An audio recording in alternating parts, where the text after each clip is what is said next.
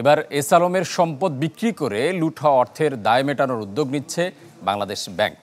এক সংবাদ সম্মেলনে গভর্নর গ্রুপটির স্থাবর কোনো সম্পদ কাউকে না কেনারও পরামর্শ দেন। বলেন, এতে আইনি জটিলতায় পড়তে পারেন ক্রেতারা।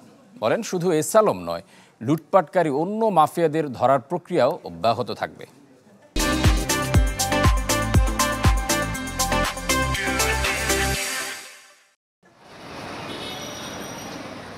নিত্যপণ্য আমদানি ও ইস্পাত ব্যবসায় দিয়ে যাত্রা শুরু করা চট্টগ্রাম ভিত্তিক এস আলম গ্রুপ গেল ১৫ বছরে দানবীয় রূপ নিয়েছে হাজার হাজার কোটি টাকা আত্মসাৎ করে, যার বড় একটি অংশ পাচার হয়েছে বিদেশে। এছাড়া দেশীয় প্রতিষ্ঠানগুলোর নামেও মোটা অঙ্কের ঋণ নিয়ে অপব্যবহার করা হয়েছে আইনকে বুড়ো আঙুল দেখিয়ে। এরই মধ্যে গ্রুপের মালিকানায় থাকা ব্যাংকগুলো উদ্ধার শুরু করেছে বাংলাদেশ ব্যাংক। সেই ধারাবাহিকতায় এবার লুট করা অর্থ উদ্ধারে কঠোর ঘোষণা দিলেন গভর্নর। সংবাদ সম্মেলনে তিনি জানান, প্রয়োজনে এস আলমের সম্পদ বিক্রি করে মেটানো হবে ঋণের দায়। তাই গ্রুপটির সম্পদ কাউকে না কেনার পরামর্শ দেন তিনি। এস আলম গ্রুপের সম্পদ যেন কেউ না কিনে, দেশের স্বার্থে অন্য কেউ যেন এই সম্পদে হাত না দেয়। এখানে এই সম্পদগুলো আমাদের ডিপোজিটরদের টাকা ফেরত দেওয়ার জন্য আমরা ব্যবহার করতে চাই। গভর্নর জানান, শুধু এস আলম নয়, অন্য মাফিয়াদের ধরতেও কঠোর উদ্যোগ অব্যাহত রাখবে বাংলাদেশ ব্যাংক।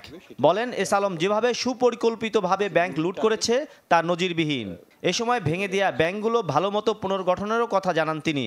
রিজার্ভ ইস্যুতে জানান, এই অঙ্ক আর না কমতে সতর্ক নিয়ন্ত্রক সংস্থা। বর্তমানে ট্রাইং আওয়ার বেস্ট, আমাদের রিজার্ভ আর আমরা বিক্রি করছি না, একটাও না, $1 না। ফলে কমার কোনো সম্ভাবনা নাই, বাড়ার সম্ভাবনা আছে। আমরা চেষ্টা করছি এই যে ইন্টারব্যাংক মার্কেট থেকে ডলার ডাইভার্ট করে নিয়ে সোনালী ব্যাংকে দেওয়া, পূবালী ব্যাংকে, রুয়াল ব্যাংকে দেওয়া, যাতে সরকারের যে এজেন্সিগুলো খোলা হয়ে গেছে অলরেডি, সেগুলো যেন ওইটাকে আমরা সেটেল করতে পারি। মূল্যস্ফীতি নিয়ন্ত্রণে কেন্দ্রীয় ব্যাংক সতর্কতার সাথে কাজ করছে বলেও জানান আহসান এইচ মনসুর। তো আমাদের লক্ষ্য হচ্ছে যে ৬-৮ মাসের মধ্যে যদি আমরা ইনফ্লেশনটাকে অন্তত পক্ষে ৬-৭% নামিয়ে আনতে পারি। মাসুম মিয়া, চ্যানেল 24, ঢাকা।